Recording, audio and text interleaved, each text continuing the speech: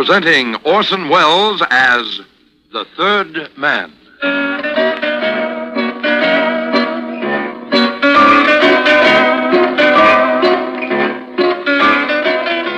The Lives of Harry Lime. The fabulous stories of the immortal character, originally created in the motion picture The Third Man, with zither music by Anton Karas. This time, just for a change of pace, I've got a yarn for you about a honeymoon. That's the title I'm giving it. Honeymoon. In a minute you'll see why. It's about the strangest honeymoon that ever happened since honeymoons first began, since the first honeymooners in history left that garden back there, even before old Harry Lime was around. Yes, this one I'm going to tell you about is certainly the strangest of all. Stick around. See if you agree.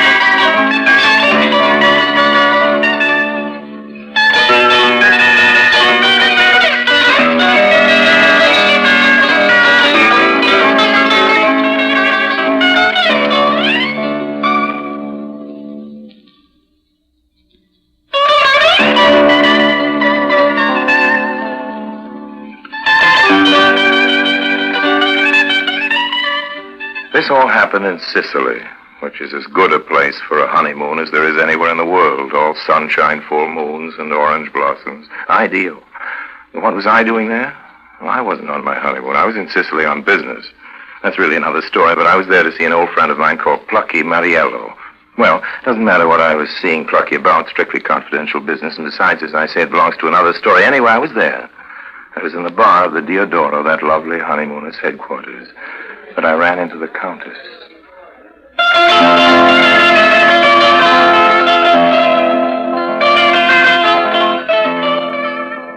The Countess, Cathy, really was a countess. A countess from Hungary. Also, at various times, from hunger. Looks, she had plenty of them and those. A very tough baby indeed, but photogenic, if you see what I mean. All technicolor and cast iron. Busy, too. She tried her hand at many semi-legitimate rackets like beauty creams, costume jewelry, and marriage. And just now she seemed to be resting between jobs. That's what I thought, but I was wrong. Like I say, Cathy's a busy girl. Well, where's that famous moon? Don't look at me. I didn't steal it. You would if you could, Harry, if there was a price tag on it. Kiss me. Okay. Another? There's a price tag on that, too. I hope it isn't too high. No, I come cheap. All I want is a little information. And then you'll kiss me again. How generous of you. Thank me later, Countess. What do you want with Mariello? What do you care what I want with Plucky? Well, you two used to have a thing, didn't you? What are you doing now, stirring up the dead ashes of your passion? I'm here on business. But you might try stirring up a few more ashes yourself. But stir gently, Harry. Gently. Plucky Mariello. I remember when he lived in a penthouse on the top of that big apartment building in West Los Angeles. Sunken bathtubs, ceilings and hand tools swayed, carpets that came up to your knees, and 6 bodyguards on the night shift alone. That was in the old days, of course, before Plucky came back from that disastrous little jaunt of his with Cathy and discovered that Uncle Sam didn't want to let him back into the country. We'd shared the expenses on a hired car that took us back into the hills, the little town where Plucky had that villa of his, and which was where he'd happened to be born and where the Italian government said he had to stay. And on the way up, Cathy told me the truth about what she was after. It's pretty good money. They pay your expenses, of course, and you get around. That's always important. Countess Cathy, the demon lady photographer. Whoever would have guessed. What's the paper you work for? It's not a paper, it's a magazine, a picture magazine. The picture magazine, as a matter of fact. Blink. Oh, yes, Blink. And the trouble is I'm not on the staff. I'm just a freelancer. But I've sold a few photos already, and if I can get onto something really good, sensational, then they'll take me on. So here you are in Sicily, ready to take a lot of intimate little studies of the famous ex-gangster. What's Plucky going to say to that? What do you think? Just what you do, honey. He's not going to like it one little bit. Mr. Mariello's a respectable businessman these days, and there's one thing he hates more than the cops. It's publicity. I'm afraid you're right, but maybe I can find some way of persuading him. Speaking of cops, look at that. What? Better slow up. This is the Sicilian version of the good old-fashioned police roadblock. Thank your lucky stars for your American passport, Countess. I don't have one. Well, I do. That ought to be enough. Anyway, they're not looking for us. We're just innocent tourists. These babies are hunting big game. Yes, I know. You mean that bandit?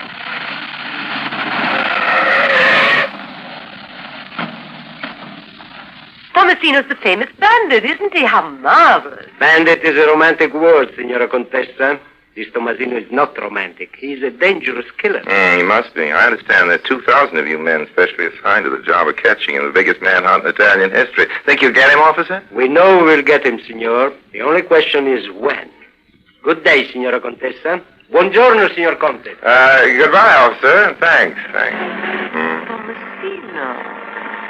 That would be really divine. Now, don't tell me you've got a romantic yen for a brigand. Just the yen to take his picture. Oh. What a spread that would make. A little tricky to arrange. Of course, but then everything's possible.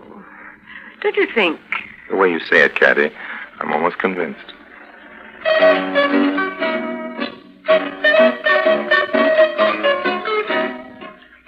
She asked me if I didn't think Plucky would be helpful in putting her in touch with this Tomasino, but of course that was out of the question. Between a Sicilian bandit and an Italo-American ex-racketeer, there's a lot more distance than you might imagine.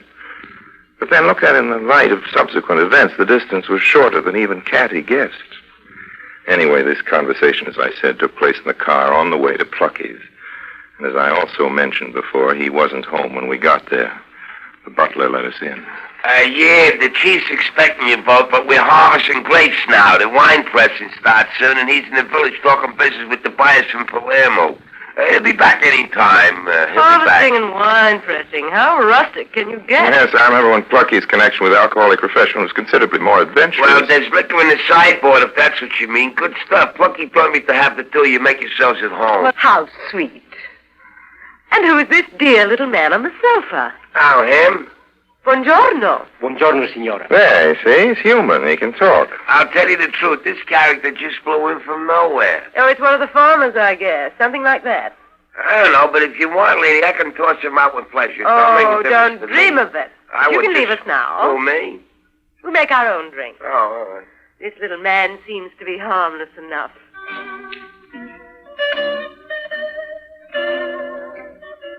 Harmless. Giuseppe Caracciolo. Harmless. Well, at this point, I didn't know he was either. Just a corny local that needed a haircut. That's what I thought. If I thought at all about it one way or another. Catty spent a couple of winters in this part of Sicily when she was a kid, and she's a great linguist anyway, so she and this grimy character on the sofa were buzzing away like crazy, and since I didn't dig the dialect, I wasn't paying any attention. And then, very suddenly, things began to happen. Catty and his character were chatting away, and then it seemed she got out her camera and took his picture, and that's when he drew the gat. A big, nasty-looking Mauser it was. Well, I never liked guns, particularly on other people, so I let him have a sharp one on the back of the noodle with the heavy end of a quart of Black Label. I told you he needed a haircut. That was probably what saved his life. That was quick work, eh? Yeah. What do we do now? Well, ring for that hoodlum of a butler, I should think, or call the cops. Oh, you crazy. I don't like the cops any more than you do, Countess, but in this particular case... Hey, what are you doing with that gun? Give it here. This camera case just holds it nice. Well, what do you want with a gun, Countess? Well, what do you want with it? You've got your whiskey bottle. Which reminds me, I think I'll finish making that drink. Not until you help me with Caracciolo. With which? Caracciolo. Ever hear of him? No, did you? He's the second in command. In command of The what? price of 2 million lire on his head, but we aren't greedy, are we, Harry?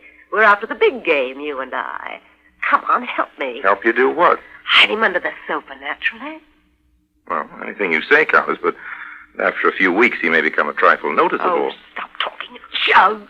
Okay, but then you've got to do a little explaining. There he goes. First, I'm going to send this camera off where it's safe. Look out. Look out for what?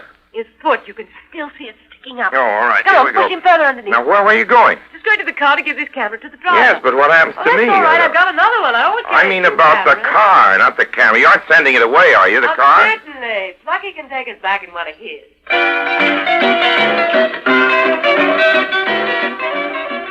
Well, anyway, I didn't have a chance to start getting lonely. I was still tucking my victim's foot under the sofa when... Okay. Let's have the truth and make it quick. Hello, Plucky, old man. What's going on here? Just making myself a drink, Well, what's Plucky. the cops doing out there? Cops? What cops? They're all around the house. Plucky, darling, how marvelous to see you. Oh, it's you, is it? Of course, I warned you I was Yeah, coming. I didn't get Plucky, you word. this is my friend, Colonel... Rocca. Colonel Rocca. How do you do? You're a cop, ain't you? Not exactly. Countess jumped to that conclusion when we spoke on the road. Actually, I am in the Italian army, assigned to this Tomasini business. Tomasino, that's the bandit? You mean you think he's somewhere around here? Not Tomasini himself, but his second in command, Caracciolo. Caracciolo? A very dangerous man. He has been reported in the neighborhood. From the neighborhood. That ain't my house. That's not it, Plucky. Just because I'm Plucky Now, Mary hold on, old man. You must be sensitive. Nobody's accusing you of... Oh, shut up. Colonel Rocca, Yes, Contessa. you told me before I might presume. Oh, yes, Contessa. A pleasure. I will be charmed to drive you back to the coast in my own car. Oh, but first, of course, you want to see how your men are coming with their To search. be sure, Contessa. I will go and check with them now. Cops. After all the trouble I got no building up my good name. Plucky. Yeah. You know why I came here, don't you? Well, how could I? You haven't told me yet. I'm a photographer now, Plucky. I work for Blink. Blink the picture magazine? Yes, and I want to take a whole series of you. No pictures. No publicity. Oh, shut up. Just leave me alone. Pictures is for actors and presidents. I want to be unanimous. Oh, but this would be so interesting, Plucky. You know, ex-gangster at home with his books and dogs. Hey, you know what? That groaning's coming out from under this here sofa. I'm a ventriloquist, Plucky, didn't you know? Come on, grab one of his legs, Harry. I'll take Okay. the other. There we are. Now, who's he? Perhaps I'd better do some explaining. I'll say. Deniente, quiet. You see, he came here asking for your help, Plucky. Another touch, huh? So, he thinks with your connections you can fix it so a friend of his can get out of the country. That don't sound legitimate to me, and if it ain't legitimate, Give me your drink, Harry. who's his friend? Well, don't tell us, Candy. Let us guess. His friend is none other than the bandit Tomasino, right? Thomasina, now get him out of my house quick. I don't want no bandits here. I'm I've trying. already told you aren't the man to smuggle Tomasino out of Sicily. No, I'm taking care of that. You? Certainly, darling. I am Harry. And all Plucky has to do is let me take those pictures. You heard me, Caddy. No pictures. But, Plucky, darling, I've already taken one. When? When did you take any pictures? None of you, darling. I've got Caracciolo. Now, hold on, Caddy. He didn't like being photographed either, darling. But I made a nice shot of him just the same. Here, in this room. The room will show up very nicely in Now, an just a minute, enlargement. And that way, What? Colonel Rocker can see just where this bandit has been visited. Oh, frame up. Where's that camera? Halfway back to the coast, darling, in a fast car. And I've got another camera. Picture of my drawing room with a hot bandit sitting on my That's sofa. right, darling. Yeah. But nobody need ever see Ah, the old shakedown. Really, Now, darling? Such language. Hey, put down that camera. Let's start right in here. Now, just a The minute. library, Now, let's- and then the Will rose you- garden. Oh. All right, now, darling. Give us a nice big smile. So that's how Plucky Mariello happened to pose for all those pictures you may have seen in Blink.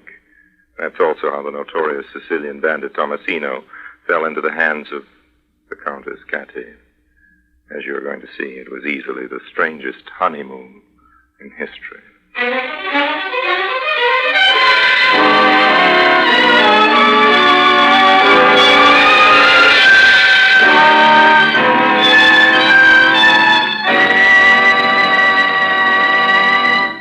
Orson Welles returns in just a moment as the third man.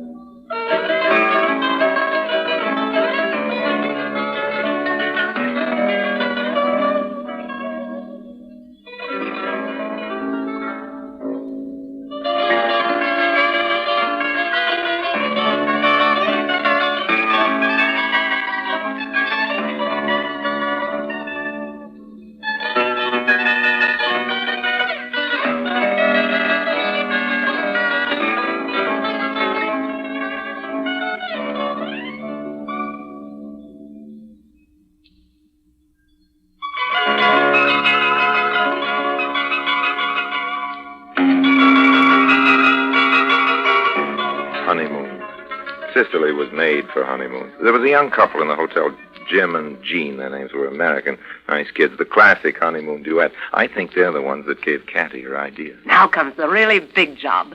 We're pulling it off tonight. Now, the first thing to do... Now, wait a minute. Not so fast, Countess. What's the job? And anyway, where do you get this stuff about we? Well, there's $20,000 waiting for us in Tangier if we succeed. 20,000? I'll go back to my first question. What's the job? The money's all arranged for. They gave me the code, and I sent the wire to the Tangier bank Well, I'd myself. still like to know what we have to do for it. Don't be so tiresome, darling. For $20,000, you'd do anything. True. Go on. I'm going to be the bride. We leave... The what? The bride. Well, that's what I thought you said. Who's the lucky groom? Is that what I have to do for my money, marry you? Nobody's getting married. We're just going to make it look that way. After all, what's less suspicious than a couple of honeymoons? Well, that all depends on what we're suspected of doing. Oh, you're not supposed to be part of the honeymoon? No, darling. You'll go along in the train as a sort of lookout. Your real job is after the trip's over. Oh. And also tonight.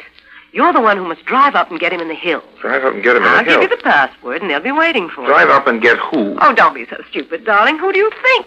Tomasino, of course. Tomasino, you're kidding. I couldn't be more serious, Harry. You realize that 2,000 soldiers and carabinieri combing the country for him? There's a price on his head, dead or alive. 20,000 in gold is the price for him alive, Harry. The best I could get.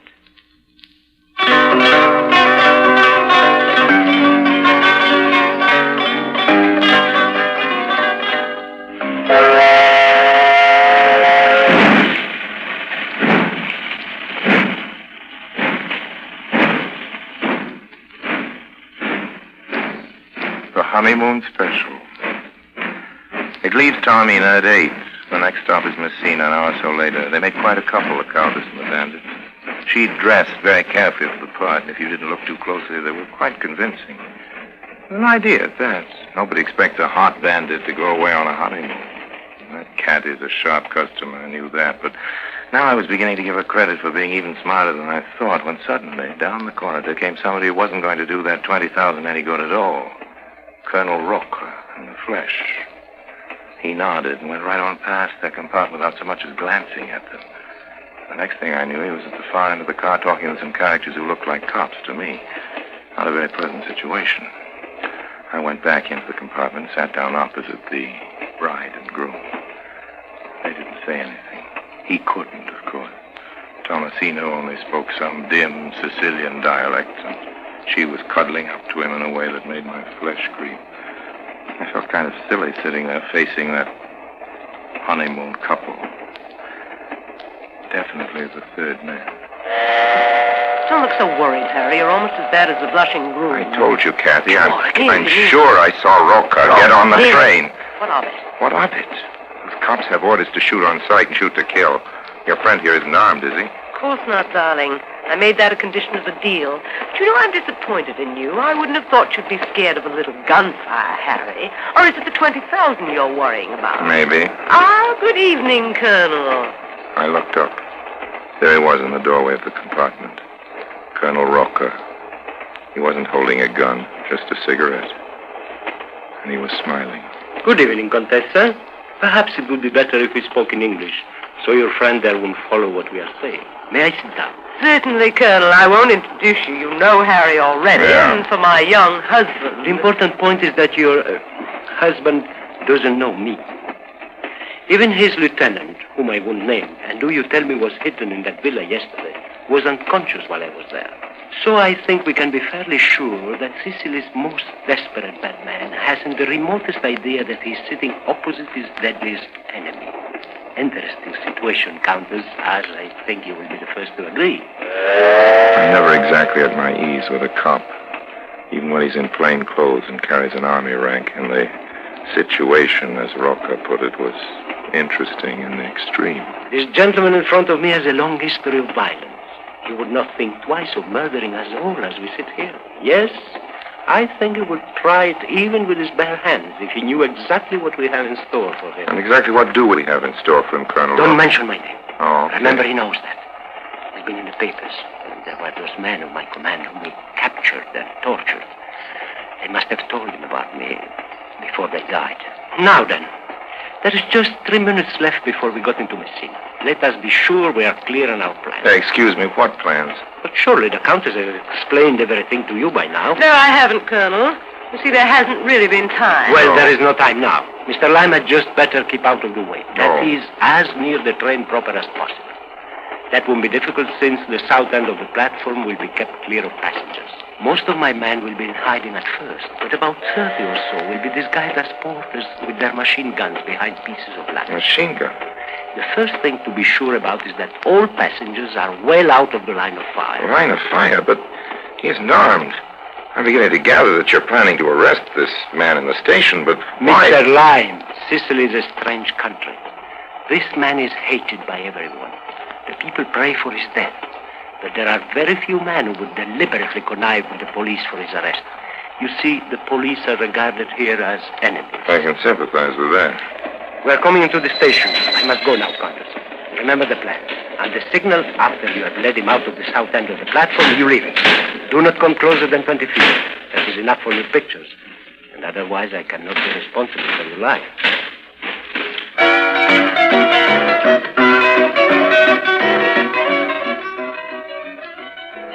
So now I had the whole thing straight at last. That was the deal. Caddy was turning him in, but on her own terms. Setting it up so she could get her pictures while it happened. Senti, noi cambiamo il treno qui. Sì, signora, ma non si sconta. Congratulations, Caddy. Thank you, darling. So now you're going to be a famous photographer, and the groom here, I suppose, is going to be a famous corpse.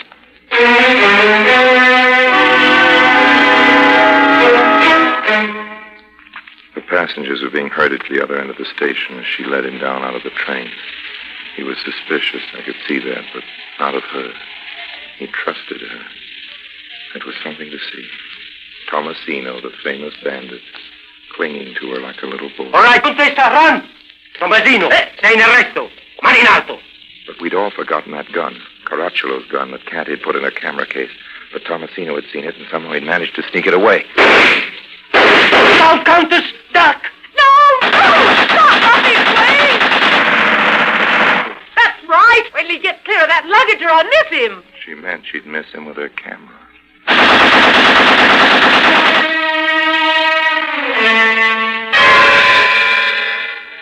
Harry, where are you, Harry? What's wrong? Did they get you? No, my other camera. Where is it? He's dying. Look, he's dying and I'm out of film. Here's the other camera. Good. I don't have time to reload. You hold this one and be careful of it. That's the one I used for everything up to now. Oh, no. No what? And too late. He died on me. Wait. Before they take him away, I'll get a shot of the corpse. Give me the other camera. Quick.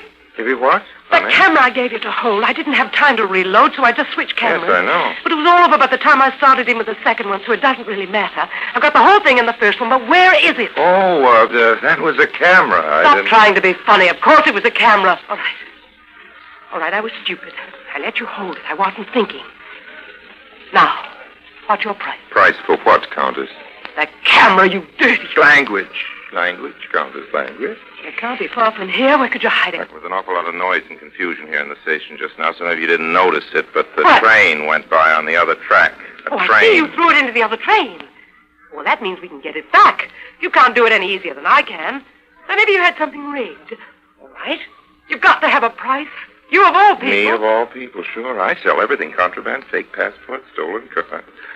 Well, what you told me the other night, Caddy, you said I'd never done a decent thing in my life. It's true. I took it as a compliment, but now I'm afraid I've spoiled my record.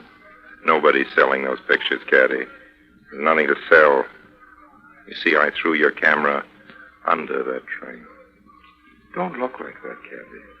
It isn't becoming. Remember, there are other cameras in the world. Somebody might come along and take your picture.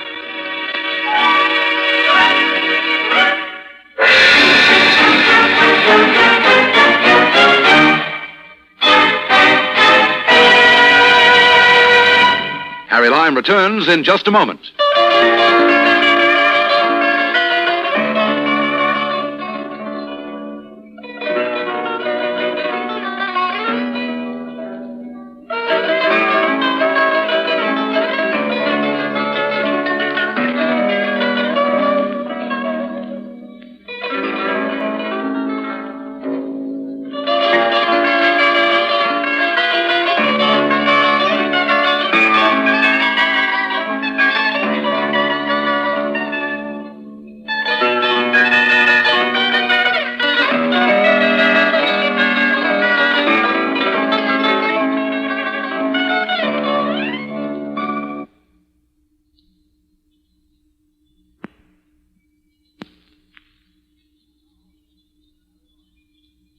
And now, Harry Lime.